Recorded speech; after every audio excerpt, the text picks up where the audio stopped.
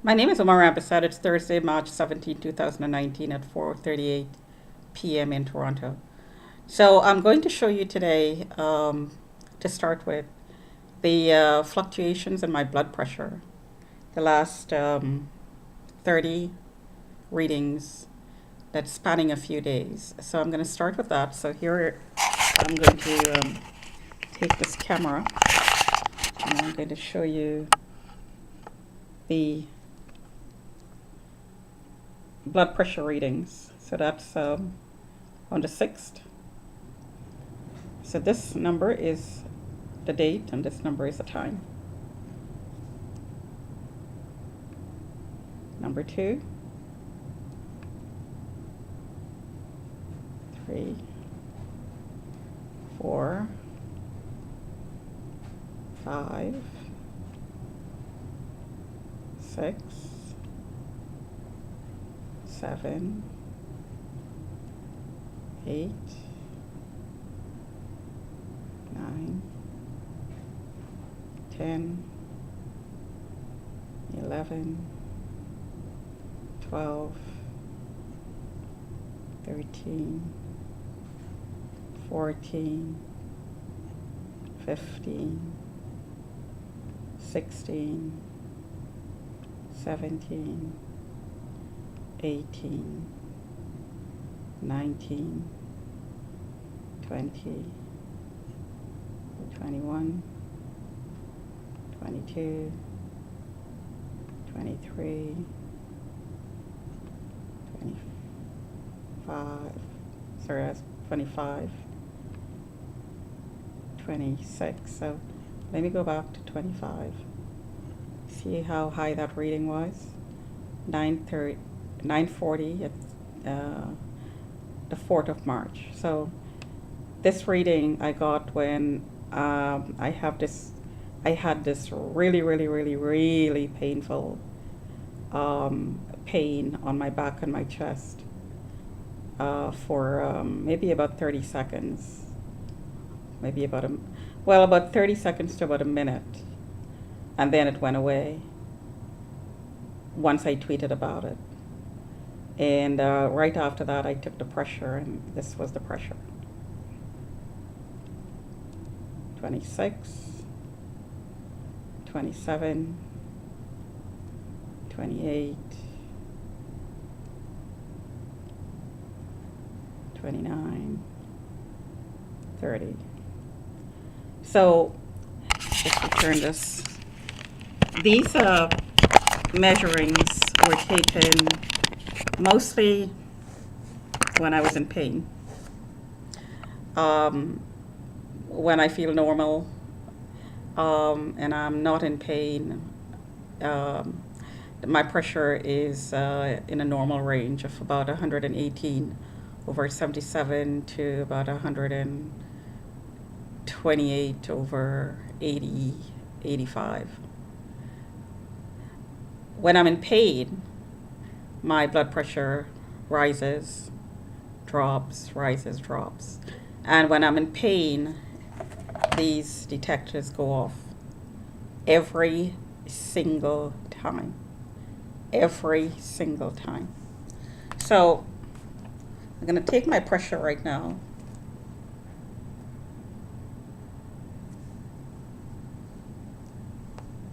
I'm not in pain right now, in a lot of pain, but I'm getting tiny pulses, short pulses of,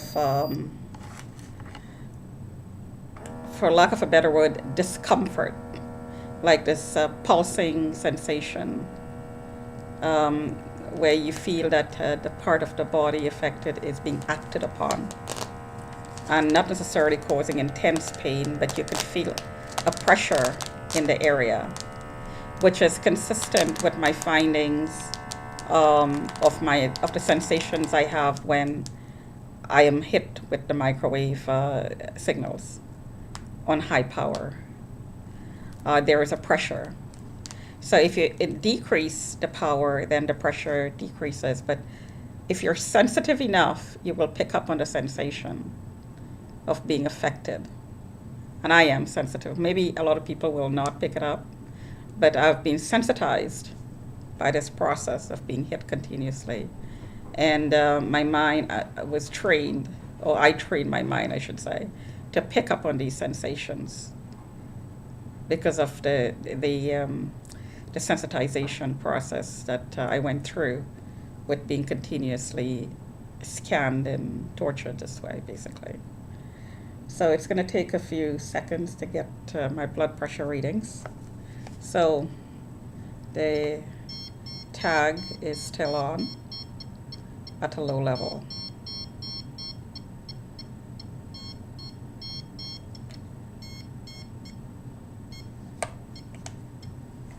Because I could still feel a burning sensation on my back, and that's it right there.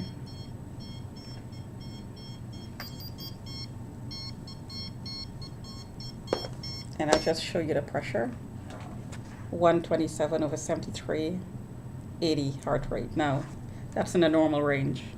I'm not in intense pain. However, that this is the high end of normal, this reading, because I'm still being tagged. It is going up. Well, here it's went up over 1,000. So the power just being turned up because I'm blogging. I'm not supposed to blog about what's being done. And the side is starting to hurt. Now my thermometer's battery is being recharged, so I can't take the temperature. But definitely the pain is suddenly increasing.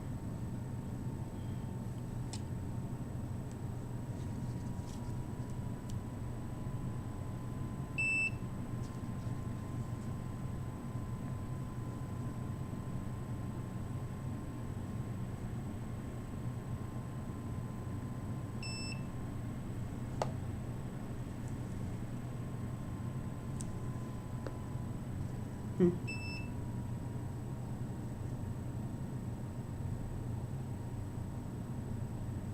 Well, for some reason this one is not giving a reading.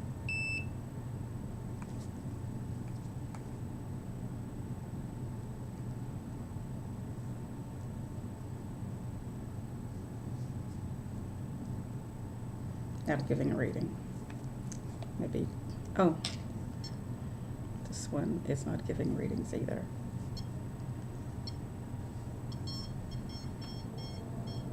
My back is still tagged. So see how it varies.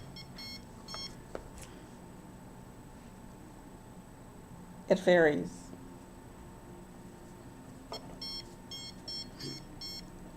Up and down all the time. So the other reading was 1400, went down to 0 in not even a second. So I am being scanned, I'm being tracked constantly. Somebody is constantly looking at my silhouette on their device, computer or cell phone, constantly. Because this detector goes off constantly. If I'm walking, it goes off because it's the tracking is motion activated. And when I'm sitting, it goes up and down, depending on what I'm doing and saying. The person who is on duty, because remember, I'm falsely imprisoned, so I have no privacy. So I'm being monitored 24/7. So the person who is on duty looking, person or persons, will increase and decrease the power as they see fit. This is one of the experiments that's being carried out in this building. Evidence of this experimentation is my tweets. I've recorded what I hear outside my window, outside my door, and public. So these are not voices in my head. I don't hear voices. When my ears are tagged, I get tinnitus, which I've gone to the doctor for. I'm sensitive to very high tones. So maybe that's a byproduct of being tagged in the ear. I don't hear voices. So somebody who's saying that they're hearing voices and there are signals around their ear and head area, it's very, very possible that they're being experimented with voice to skull, microwave hearing. And the voices in their heads are not necessarily a sign of mental illness, but a sign and evidence, given that the detector is detecting the signals, that they're hearing microwave voices. Microwave hearing is the experimentation, a part of the experiment. So we're talking about experiments today. So I'm going to talk a little bit about the tweets that I'm tweeting. A lot of people are going to look at those tweets and say, oh my gosh, she is really mentally ill. Something is wrong with her. Because when I go out and I get mobbed, keeping in mind that this experiment that's taken the form of constant meetings, constant feedback from the public, therefore I'm being monitored and stalked and spied upon all the time, are resulting in a lot of public information that's being leaked or information that's being deliberately put out in public by informants who's taken the account out to monitor me, quote unquote. So every time I go out, I get mobbed. And the mobbings are really, really bad when contracts are ending and there is a need by the targeting community to extend the surveillance. So they need something to flag again, to extend the surveillance. So what they will do is they will come around me and viciously and criminally harass me and try to trigger me. One of the ways that they trigger me is talking about the men who were looking at me previously inside of my home.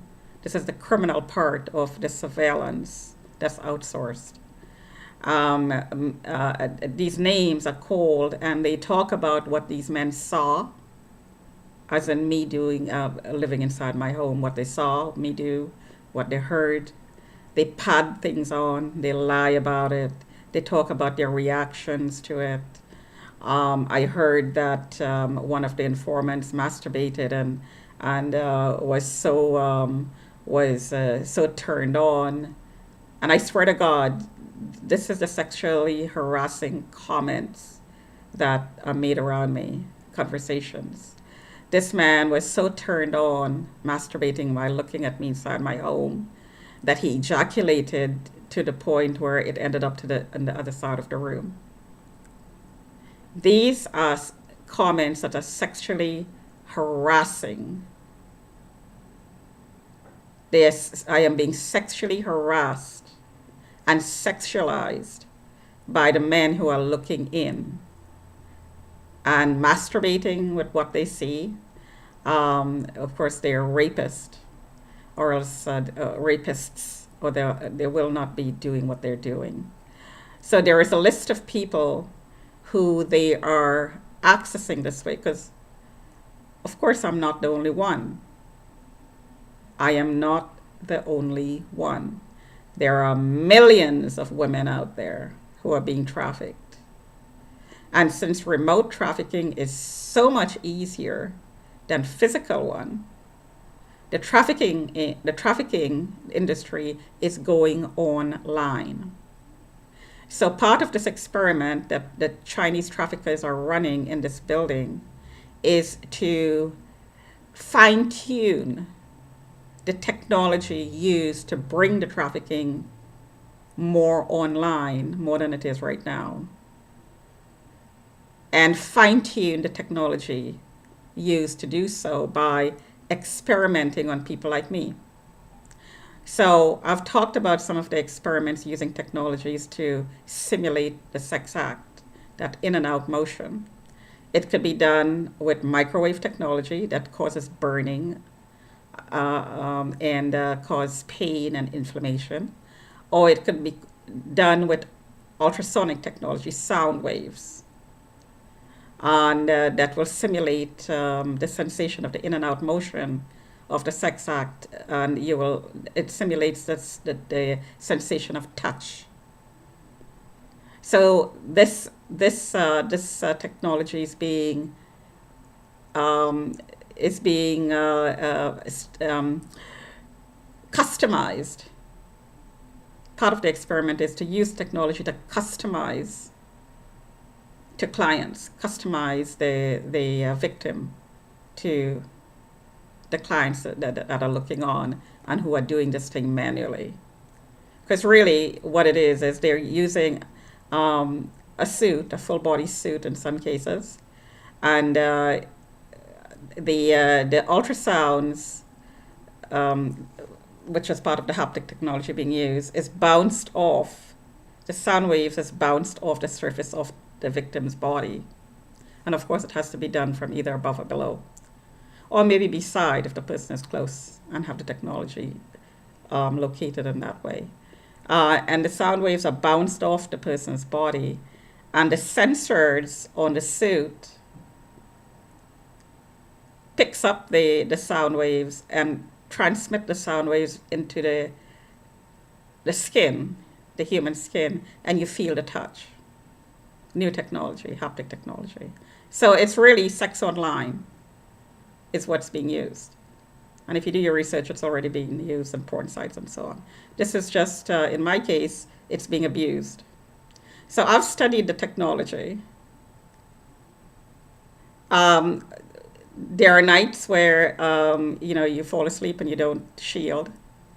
And of course, every single opportunity is taken by people in this building who are taking part in this crime, specifically the ones who are signing me out or subcontracting with people who are signing me out.